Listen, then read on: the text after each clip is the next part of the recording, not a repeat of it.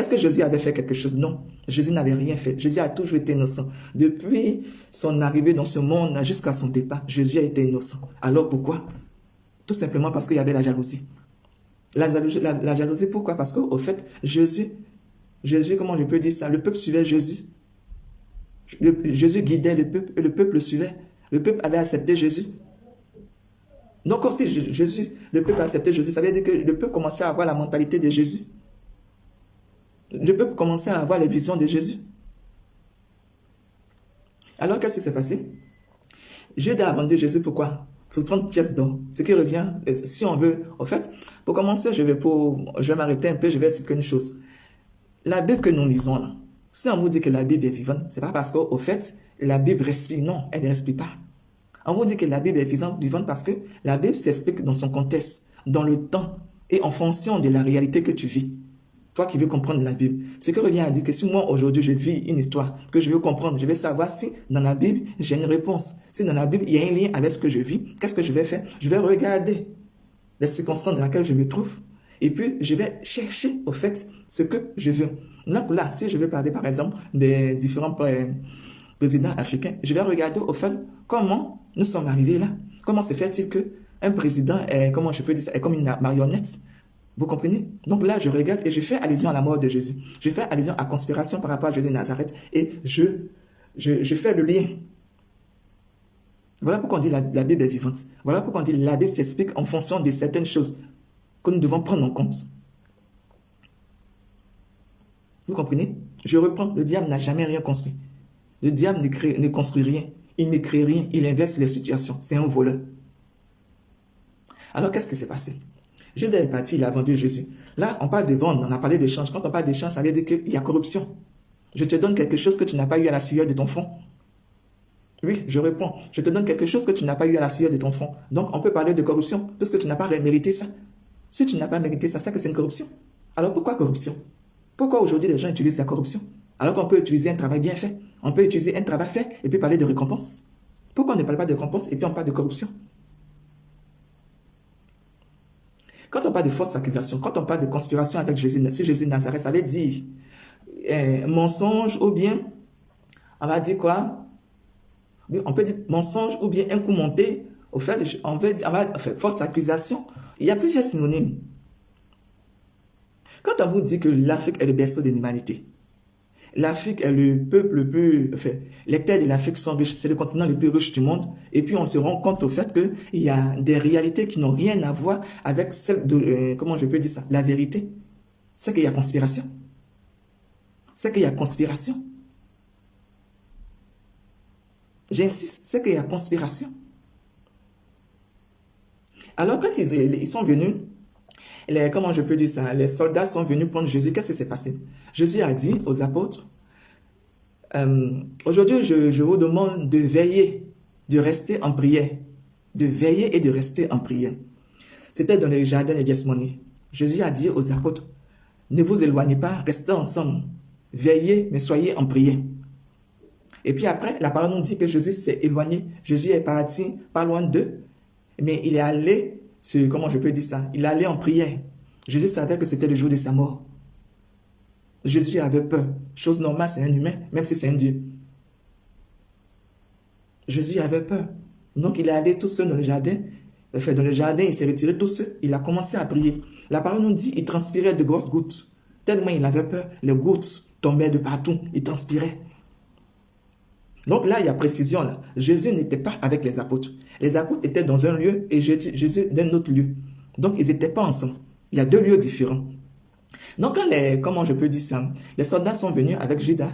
Ils sont venus, ils ont vu d'abord, comment je peux dire ça? Ils ont vu d'abord les apôtres. Les apôtres dormaient. Dans la Bible, il n'y a pas de passage qui dit au fait que si tu veux me faire du mal, je ne peux pas me défendre, ou bien je n'ai pas le droit de me défendre parce que Jésus ne s'est pas défendu. Moi, je ne sais pas où on a écrit ça. Franchement, je ne sais pas où on a écrit ça. Je ne sais pas comment on peut penser comme ça. Jamais on a dit à un prophète, jamais on a dit aux apôtres, comment on appelle ça, aux apôtres, tu n'as pas le droit de te défendre. Jamais. Tout ce que je peux vous faire comprendre, en regardant la réalité, on se rend compte que c'est un groupe de personnes qui a tué les apôtres, qui ont tué les apôtres. C'est qu'il y avait un groupe de personnes pour un apôtre. Il y avait un groupe de personnes pour un apôtre. Donc c'est une foule qui s'est mise sur une personne et qui ont tué la personne. Donc l'apôtre ne pouvait pas se défendre. L'apôtre ne pouvait pas se défendre. Pour vous montrer qu'il y a une démonstration de, comment on appelle ça, il y a une démonstration par rapport à la défense, on va parler de Paul. Parce que la parole nous dit qu'on a mené Paul à Rome. Quand on l'a mené Paul à Rome, qu'est-ce qui s'est passé? Ils ont posé des questions à Paul. Paul s'est défendu. Au final, Paul a démontré que là, il n'avait rien fait de mauvais. La seule chose qu'on lui reprochait, c'est parce qu'il prêchait Jésus de Nazareth. Il prêchait la vérité. Parce que si on veut parler d'un Français terre à terre, qu'est-ce que Paul faisait?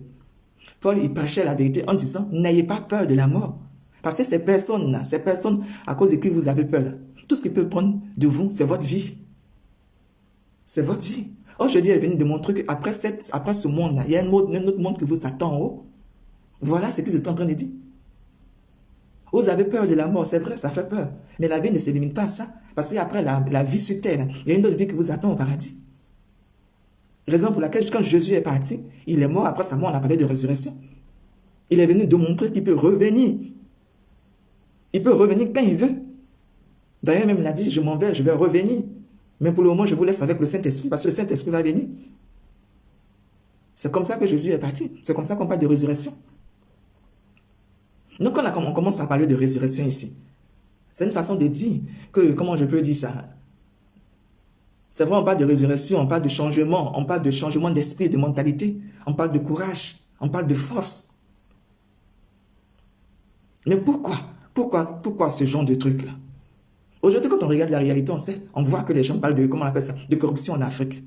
On voit les morts de gauche à droite. Ce qui est, comment je peux dire ça, ce qui doit être caché est devenu habituel, est devenu naturel.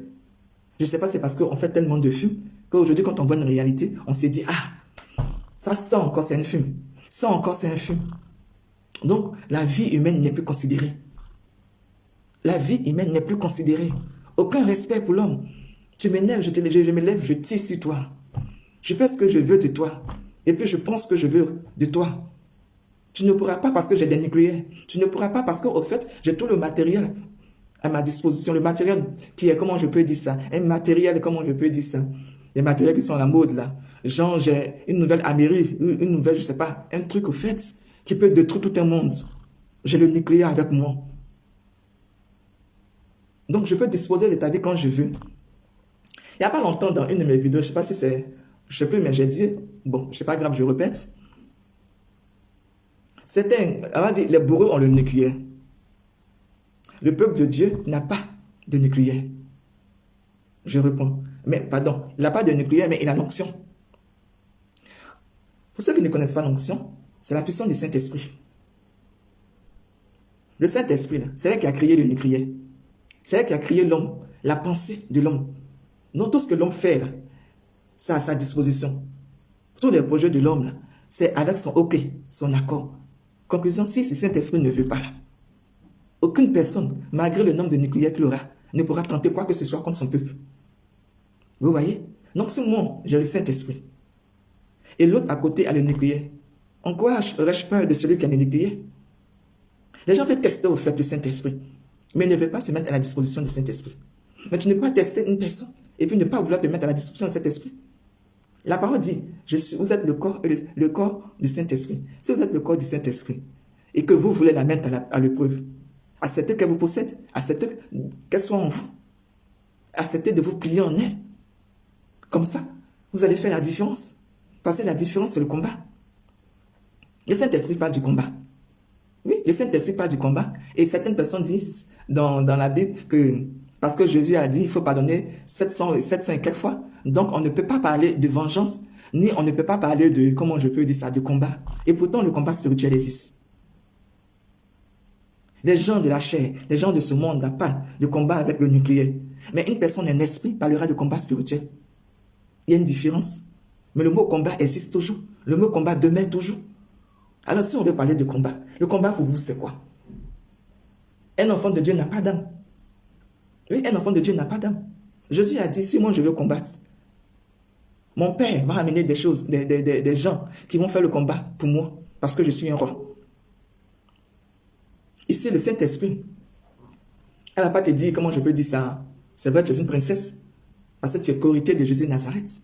Mais le Saint-Esprit ne va jamais te dire, va prendre, comment on appelle ça, un nucléaire, tiens de l'argent, prends tes biens, de l'or, tout ce que tu as, et puis va échanger ça contre du nucléaire. Pourquoi? Parce qu'au fait, elle n'est pas pour la destruction, mais elle est pour la protection et pour la justice. Je suis pour la protection et pour la justice. Je ne vais pas dire au fait que je dois créer une situation négative pour pouvoir démontrer ce que j'ai, ce que je suis. La parole dit, tu ne dois pas mettre, tu ne mettras jamais ton Seigneur Dieu à l'épreuve. Et pourtant, c'est ce qui se passe aujourd'hui. Alors, on va voir. Les gens sont venus dans le jardin de Gethsémani. Les gens disent que les apôtres ils n'ont rien fait. Ils étaient là, ils étaient surpris. Et puis, ils ont demandé, donc Jésus a dit, qui cherchez-vous? La parole a dit, oui, la parole dit que Jésus a dit, qui cherchez-vous? Jésus a dit aux soldats, et les apôtres ont dit, Jésus de Nazareth. On dit, Judas avança vers Jésus et lui donnait un bisou. Et c'est comme ça qu'ils ont pris Jésus de Nazareth. Il y a un hic là. Il y a quelque chose qui a été enlevé. Il y a quelque chose qui n'a pas été dit. La parole dit, Pierre est venu avec son couteau et il a tranché l'oreille du soldat parce qu'il voulait prendre Jésus de Nazareth. Il voulait attraper son maître. Et pourtant, on nous dit, Jésus et les apôtres étaient dans le jardin de Gethsémani, mais pas avec les apôtres.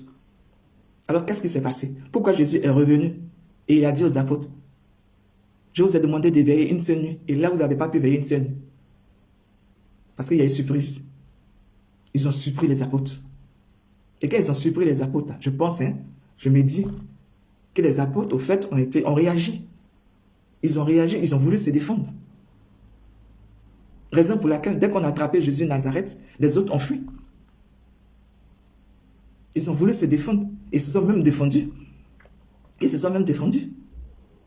Et je pense que c'est pendant ce petit combat-là, ce laps de temps-là, que Jésus est venu, il a entendu des bruits et puis il est venu rejoindre les apôtres. Il a demandé au fait comment je peux dire ça, d'arrêter le combat. Oui, il a demandé d'arrêter le combat. Alors, pourquoi ils ont changé ce truc-là, ce petit côté-là, ce côté où on parle de... On est venu pour prendre Jésus de Nazareth et puis il n'y a pas eu combat. Pourquoi? Quand vous regardez au fait, comment je peux dire ça?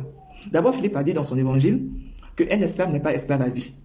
Et on ne vole pas les biens de l'esclave. Donc, celui qui vole les biens de l'esclave est un voleur. C'est parce que je n'ai pas que je viens prendre. Si j'avais, je n'allais pas prendre. Tu ne veux pas me déclarer esclave et puis venir prendre mes biens. Alors, qui est l'esclave? Qui est l'esclave? Non, l'esclave, elle peut se définir comment? L'esclave, ce n'est pas celui qui travaille pour X personnes. L'esclave, comment je peux dire ça? On peut tenir quelqu'un à cause des moyens, de la mairie qu'on a. Une façon de dire carrément que si vous ne me donnez pas vos biens, moi, égal l'endroit où je suis, égal l'endroit où je me trouve, je peux vous bombarder à distance. Parce que je suis un voleur, je viens pour voler. J'essaie de négocier avec vous pour qu'on essaie d'établir une situation où je prends ce qui vous appartient sans vous bombarder. Je vous fais des propositions, je vous fais, comment je peux dire ça, ce qu'il faut, je fais sans verser votre sang et vous refusez. Pourquoi? Voilà ce que le bourreau dit. Voilà ce que le bourreau dit. Quand ils ont pris Jésus, ils ont amené Jésus où? Chez les grands prêtres. Et les grands prêtres, ils ont amené Jésus où? Ils ont fait le tour des rois avec Jésus. Chacun des rois a interrogé Jésus. Ils ont interrogé Jésus. Je reprends. Chaque roi a interrogé Jésus. Ils ont pris Jésus. Les grands prêtres ont pris Jésus. Ils ont fait le tour chez les grands rois. Et la seule chose qu'ils ont demandé à Jésus, c'est que Jésus renonce à son identité d'enfant de Dieu. On lui a dit, tu dis que tu es roi. Donc tu dis que tu es roi. Tu confirmes que tu es roi. Ils ont dit quoi encore? Tu dis que tu es le fils de Dieu. C'est le fils de Dieu là-même qui était dangereux.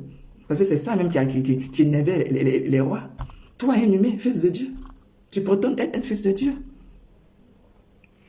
Dans la Bible, on nous dit, il y a eu des moments où Jésus n'a pas répondu. Moi, je dis, Jésus a répondu à tout.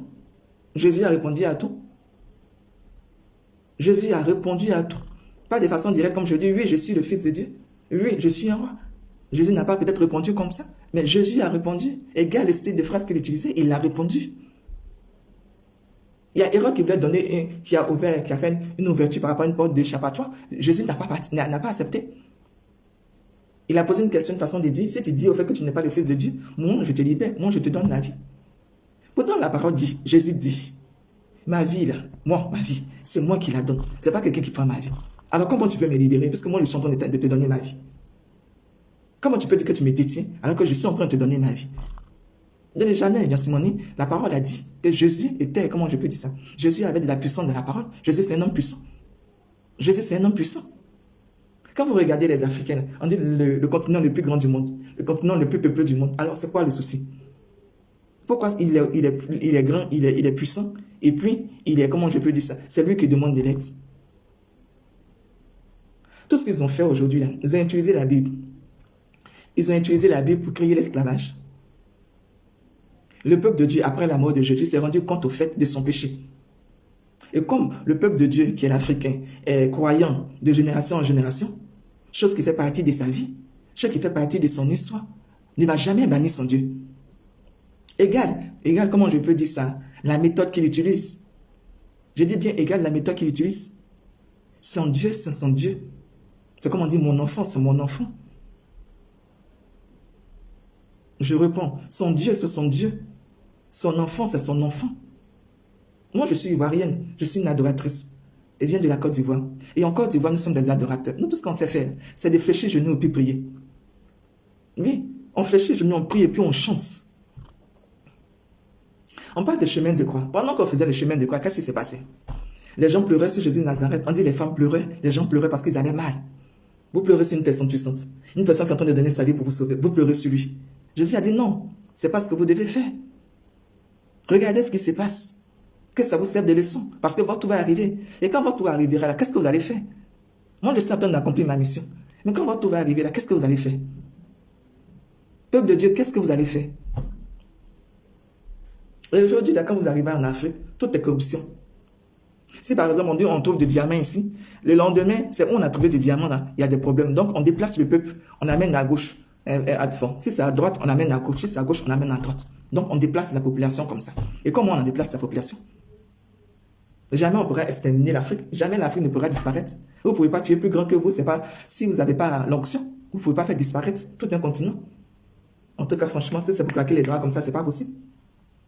Je me rappelle en Côte d'Ivoire, il y avait, comment je peux dire ça? Je crois que j'étais parti en vacances dans mon pays. Et puis, il y avait une marche. Donc, les Ivoiriens sont sortis nombreux pour marcher. Ils ont marché au plateau, ils ont quitté leur coin d'habitation, ils sont partis jusqu'au plateau. Donc, ils ont commencé à marcher. Ils ont pris le pont Félix Houphouët-Boigny. Je crois que c'est ça, c'est le nom du pont. Ils ont pris le pont qui est entre le plateau et Trècheville. Ils ont pris le pont. Et il y avait des hélicoptères en haut qui bombardaient le peuple de Dieu, qui tuaient des Ivoiriens. Parce qu'au fait, à cause de la peur, ils ont cru au fait que ces Ivoiriens allaient marcher par l'ambassade de la France. Donc, il y a des balles qui étaient en haut, qui tombaient et ça tuait les gens. Il y a un truc que les gens n'ont pas compris. Je ne sais plus dans les Écritures apôtres qui disait ça. Il a dit, vous priez, mais vous priez mal. Je réponds, vous priez, mais vous priez mal. La parole dit, il y a Dieu le Père, Dieu le Fils et Dieu le Saint-Esprit. Quand vous voulez parler à quelqu'un, on l'appelle. Quand vous voulez parler à quelqu'un, vous l'appelez par son nom. Si tu veux parler à Pélagie, tu dis Pélagie. Quand tu veux dire bonjour, tu dis bonjour Pélagie. Quand tu veux dire bonjour à Pierre, tu dis bonjour à Pierre. Quand c'est à Charles, tu dis bonjour Charles. Vous voyez? Je fais la différence là. On nous dit il y a trois dieux. Il y a le Père, le Fils et le Saint-Esprit. Je réponds, il y a trois dieux, il y a le Père, le Fils et le Saint-Esprit, mais tous les trois ont une même décision. Ce que le Père dit là, c'est ce que les trois font.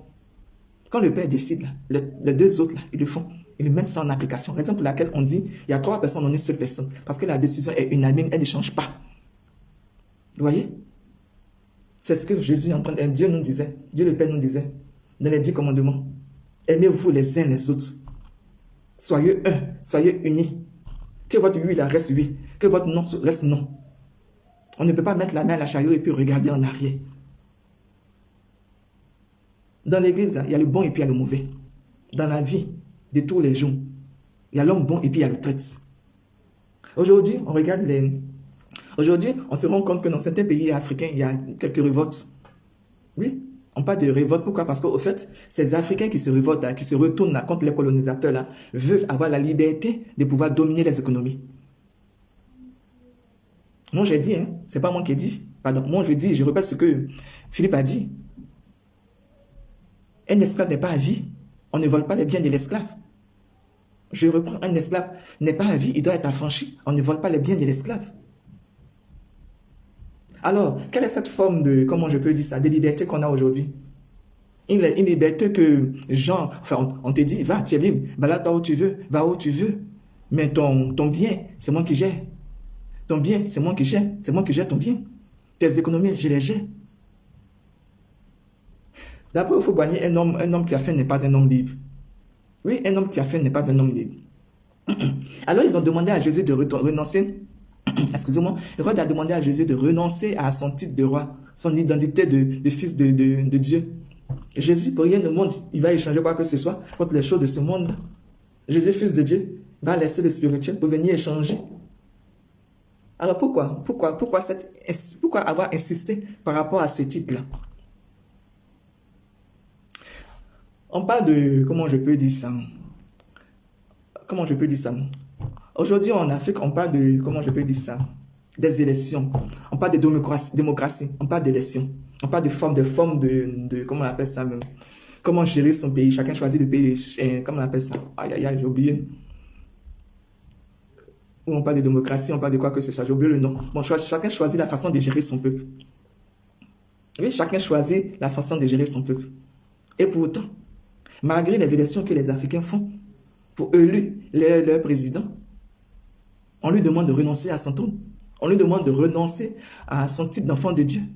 On lui demande de renoncer à, comment je peux dire ça, à son identité de président. Ils ont demandé à Jésus de devenir un meneur d'homme. Si Jésus avait renoncé à son identité d'enfant de Dieu, il allait devenir un meneur d'homme. Une façon de dire, bon, comme le peuple te connaît, le peuple te écoute, alors tu vas les guider, ils vont faire ce que nous on te demande. Voilà ce qu'on demandait à Jésus. Voilà ce qu'on demandait à Jésus-Christ de Nazareth. Voilà ce qu'on lui demandait. Et Jésus a refusé. Donc aujourd'hui, là, tous les présidents qui refusent de se mettre à la disposition de leur bourreau, là, ça devient des coups d'État. Pourquoi on attrapait Jésus, comment je vais dire ça, dans la nuit? On pouvait prendre Jésus dans la journée, puisque d'après eux, c'était des hommes forts. D'après eux, c'était des hommes forts. Jésus dit, je suis le chemin, la vie et la vérité. Je suis le début, je suis la fin. Quand tu regardes l'histoire de Jésus, là, c'est comme ça, au fait, que ce monde a été créé. Donc, ils sont partis dans la nuit, ils ont pris Jésus de Nazareth. Et quand ils ont pris Jésus de Nazareth, qu'est-ce qui s'est passé? Ils l'ont arrêté, ils l'ont tué. Et puis 3 jours après, on a parlé de résurrection. Donc eux, nos bourreaux, là, quand ils viennent dans la nuit, ils font des coups d'État. Ils finissent de faire des coups d'État. Ils commencent entre 2 heures du matin et puis à 5 heures, on n'en parle plus. Le travail est déjà fini, c'est achevé. Le lendemain, aux informations, on dit, on voit une nouvelle personne qui n'a rien à voir avec les élections, qui nous dit au fait que je suis là pour assurer l'intérim au fait jusqu'à ce que les élections soient faites. Vous voyez? Vous voyez la résurrection des humains? Vous voyez le changement des humains? Une résurrection qui s'est faite en quelques heures, maximum 4 heures. Ce que Jésus a fait là, ce que Jésus a mis 3 jours pour faire, les hommes ont fait ça en 4 heures. Oui. Les humains sont venus, ils ont fait ça en 4 heures. Et puis ils veulent que leur résurrection là dure longtemps. Plus que celle de Jésus. Pourtant on dit après la résurrection, Jésus est resté avec les gens un temps, un laps de temps, et puis après il est parti. C'est-à-dire que Jésus même ne restait même pas longtemps. Il venait, il apparaissait, puis il partait. Il venait juste pour un bout de temps. Peut-être qu'il passait quelques minutes ou bien quelques heures avec les apôtres. Le seul jour où on dit Jésus a apparu à tout ce monde, c'était le dernier jour de son apparition, où il a apparu devant 5000 personnes. Mais si après le coup d'État, on se rend compte que, effectivement, le président apparaît parce qu'il est connu de tous. Et quand il est connu de tous, qu'est-ce qui se passe? Ça veut dire au fait qu'il est là de façon définitive. Il est là de façon définitive. Quand un président africain te dit « je suis élu et je suis là de façon définitive », ça veut dire qu'il faut attention. Les thèmes de, comment je peux dire ça, comment on appelle, la constitution va changer. Parce que lui, sa résurrection est la vie. Et la résurrection de l'Africain est la vie. Jésus est venu pour un temps, il est parti, mais l'Africain veut mourir au pouvoir. Alors, d'où vient cette idée de, comment je peux dire ça, tu peux mourir au pouvoir? D'où vient cette idée de tu peux mourir au pouvoir? Tu peux être un Dieu là où tu es, là, tu peux être un Dieu. Vu que les gens ne pouvaient pas, comment je peux dire ça, tuer tous les Africains, tuer le monde entier, tuer je ne sais qui. Alors qu'est-ce qu'ils font? Ils te font un lavage de cerveau. Ils te font un lavage de cerveau. La parole dit tu veux pas. Tu vas comment on appelle ça? Tu vas reconnaître que ton Dieu, c'est Jésus de Nazareth. Tu vas reconnaître Jésus de Nazareth comme ton Seigneur, ton Dieu et ton Sauveur. Je réponds, tu veux, tu ne veux pas. Tu vas finir par reconnaître Jésus de Nazareth comme ton Dieu, ton Sauveur et ton Seigneur. Pourquoi? Parce qu'au fait, tu as fini par faire sa volonté. Quand ceux qui font les coups d'État, ceux qui font la transfiguration de Jésus de Nazareth, ceux qui sont au bas de l'échelle et puis un matin, il devient président, je ne sais pas, ceux qui font une transfiguration violente, on va dire ça comme ça. Quand ils sont au pouvoir, là, quand d'abord ils sont pauvres, et puis ils montent au pouvoir, ils se disent au fait que celui qui m'a mis va me protéger. Mais celui qui t'a mis là, il faut te dire que c'est une personne qui meurt. C'est une humaine, donc l'humain meurt. De génération en génération, on va te mettre au pouvoir. Jusqu'à ce que tu dises que, tu te dis, ah, non, quand même, prise de conscience, j'ai un peuple. J'ai un peuple. Je disais que les gens prient, mais ils prient mal. Quand tu veux t'adresser à quelqu'un, tu appelles la personne par son nom. Pourquoi? Certaines personnes se lèvent et disent carrément, je vais prier. Mon Dieu, mon Dieu, mon Dieu, mon Dieu. Mais à qui tu t'adresses? Peuple de Dieu, à qui tu t'adresses? Tu veux sortir pour aller marcher, ok, c'est une bonne chose. Tu as le droit de revendiquer, tu as le droit de marcher. Ça fait partie au fait du devoir d'un citoyen. Tu veux marcher, ok. Mais si tu es un enfant de Dieu que tu désires marcher, tu vas marcher comment? Comment tu vas marcher? Tu vas marcher comme un païen? Il n'y a pas longtemps, au fait, pendant la guerre, avant que la guerre n'éclate en Côte d'Ivoire, on s'est rendu compte au fait que, enfin, on s'est même pas rendu compte, les Ivoiriens ont organisé au fait un groupe de prière, une prière universelle pour le peuple, et le musulman égal, ta religion, tout le monde était là. Musulmans, croyants, tout le monde était là. Je crois que c'était au plateau. Il y avait du monde, le peuple de Dieu était sorti pour louer son Dieu. Et bon, je dis, c'est à cause de ça que cette guerre-là s'est arrêtée. Elle n'est pas allée, elle n'a pas duré longtemps, on va dire ça comme ça. Donc le peuple de Dieu est sorti, le peuple de Dieu a prié. Mais est-ce qu'il devait s'arrêter là? La parole dit, Jésus priait à longueur de journée non-stop. Jésus priait à longueur de journée non-stop. Je regardais une vidéo sur Facebook et j'ai vu au fait Laurent Gbagbo qui dit au fait qu'il a été traité de façon indigne. Il a été traité de façon indigne et que c'est pas normal qu'on accuse de voleur alors que lui, il pouvait venir se défendre. Quand on accuse quelqu'un, on lui donne la liberté au fait de s'expliquer. Il dit qu'il n'a jamais reçu de convocation. Mais pourtant, on a accusé de voleur. Il n'a jamais reçu de convocation. Pourtant, ils ont donné son verdict. Pourtant, il a dit, et je précise bien, ils m'ont amené, ceux qui m'ont amené là, à la CPI là, ils savaient où j'étais. Ils pouvaient m'amener une convocation là-bas. C'est pas comme si on m'avait cherché et puis on m'avait pas trouvé. Alors s'il n'y a pas convocation, s'il n'y a pas présence de l'accusé, comment vous pouvez le condamner? Vous condamnez un fantôme. Vous condamnez quelqu'un qui n'est pas là. Qui va faire la prison? Moi, je ne suis pas là pour me condamner. Et puis, c'est une autre personne qui fait la prison à ma place.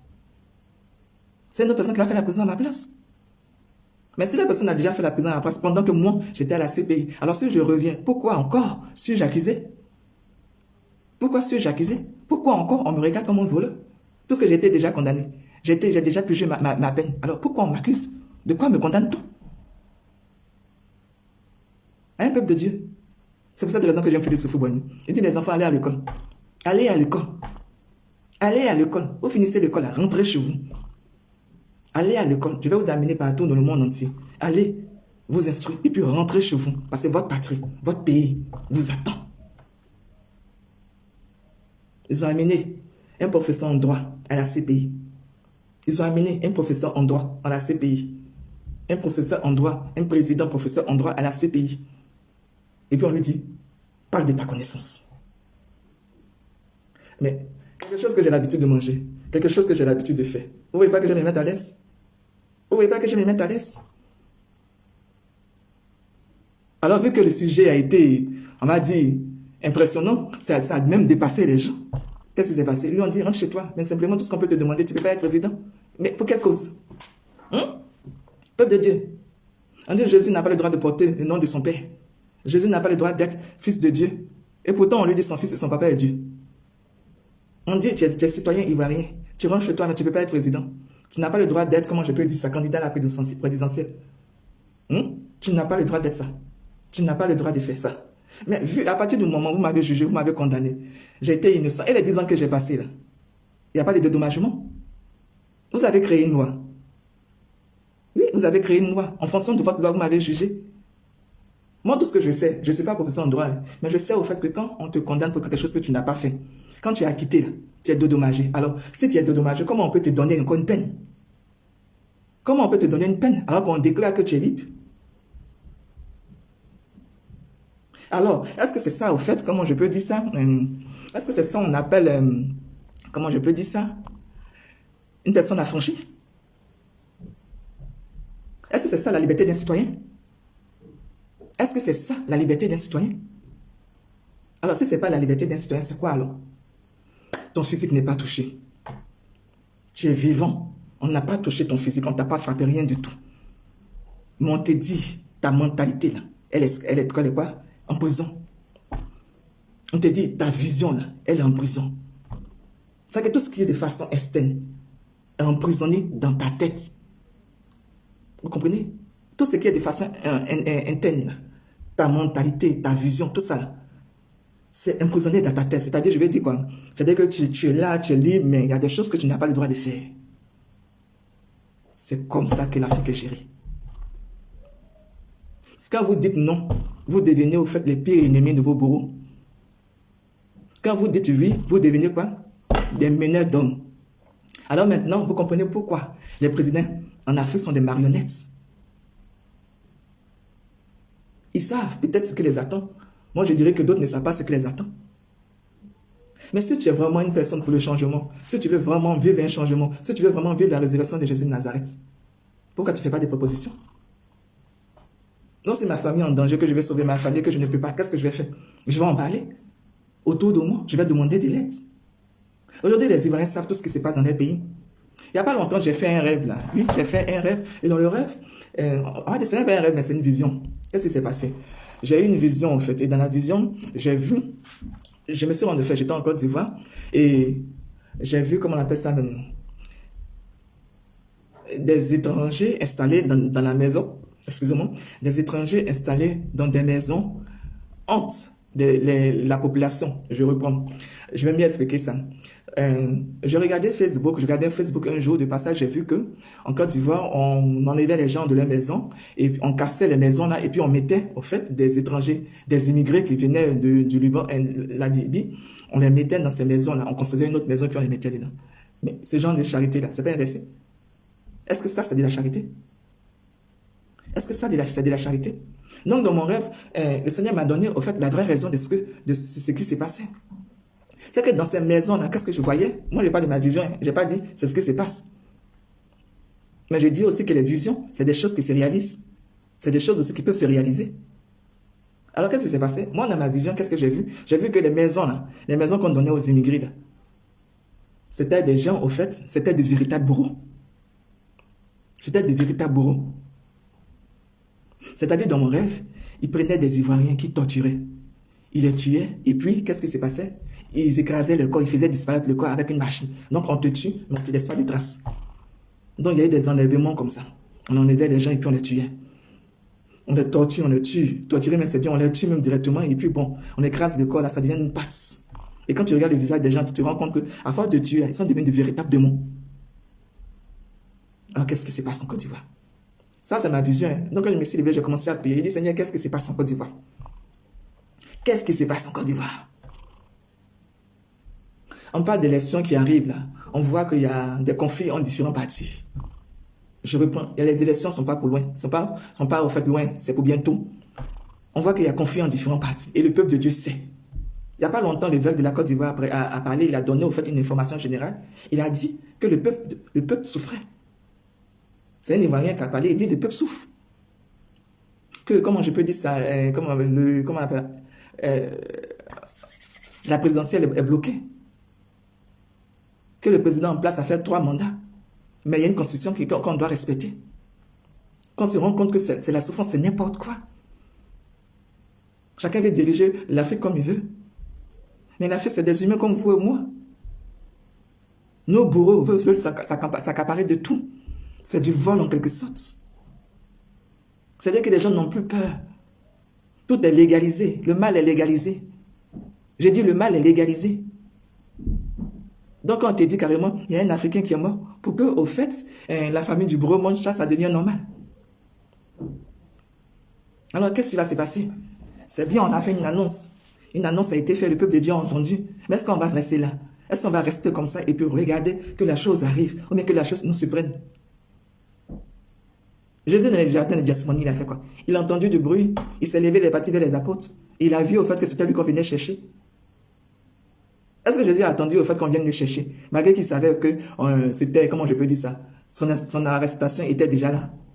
Jésus est parti, il a dit ma vie. C'est moi qui la donne, c'est pas vous qui la prenez. Mais aujourd'hui, là, puisque Jésus a payé les prix, est-ce que nous, on va partir se suicider? On va pas partir se suicider. Mais comment on va comprendre ça? Jésus, fils de Dieu, a payé le prix. Et puis on parle de suicide. On ne peut pas parler de suicide, parce que le suicide dans le spirituel, c'est un péché. Dieu te donne la vie et puis tu veux te suicider.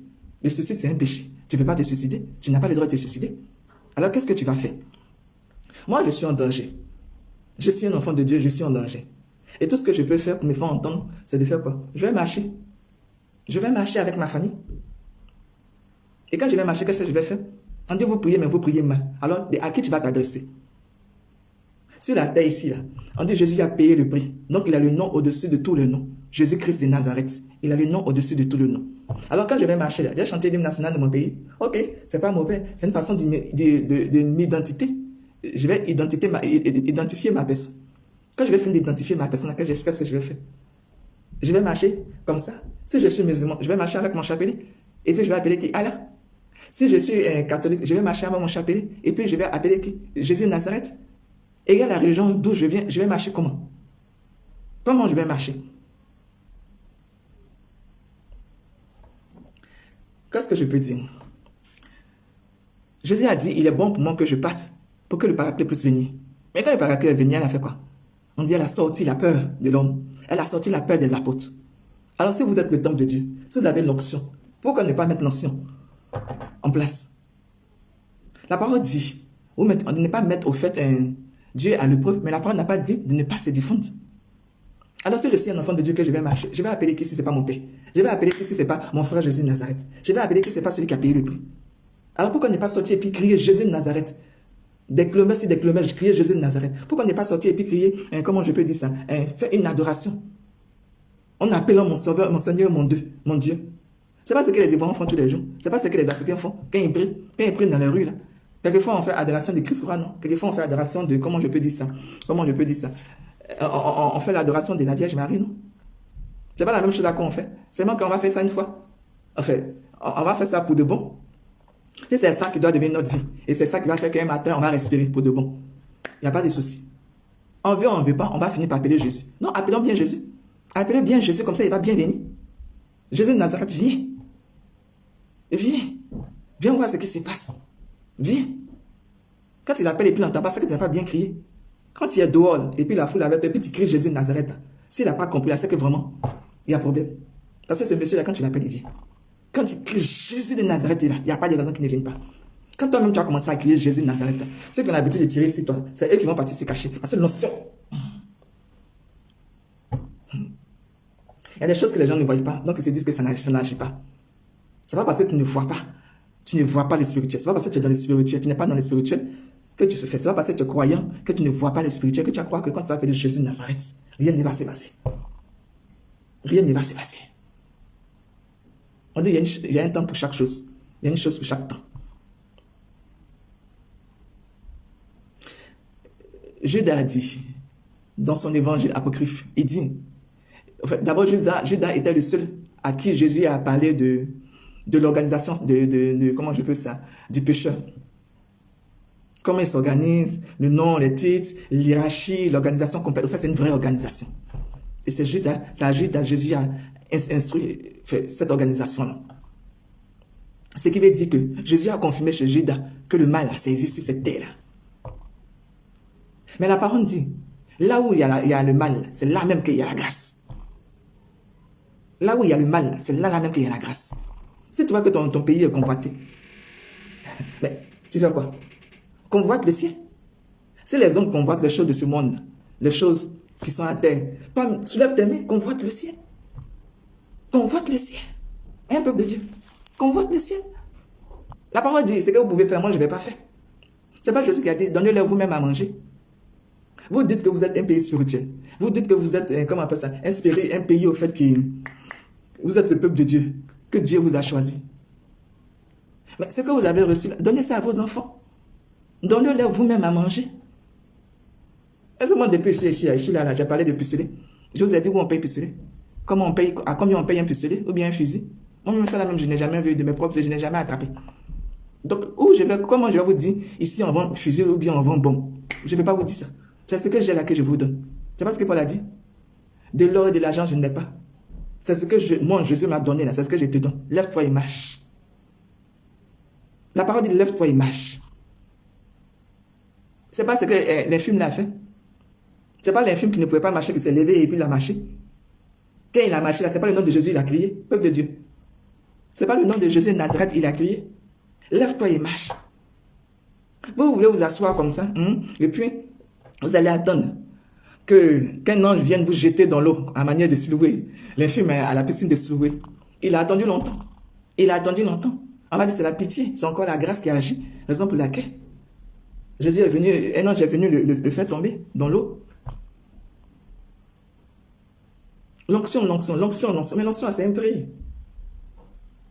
Mets-toi en marche. Pierre a dit, lève-toi et marche. Lève-toi. Prends ton brancard. C'est pas ce que Jésus disait. Et ne pêche plus. Mets fin à tes péchés. Mets fin au péché. Lève-toi, prends ton brancard et mets fin au péché. C'est pas ce que Jésus disait. Jésus a chassé les démons, les amis dans le port. Chassez les démons au nom de Jésus de Nazareth. Allez chasser les démons au nom de Jésus de Nazareth. On dit les apôtres sont sortis. Ils n'ont pas attendu qu'on vienne les enlever de leur maison pour aller les sacrifier. Il n'y a pas eu de sacrifice. Les apôtres sont partis. Ils ont fait la volonté de Dieu, de Jésus.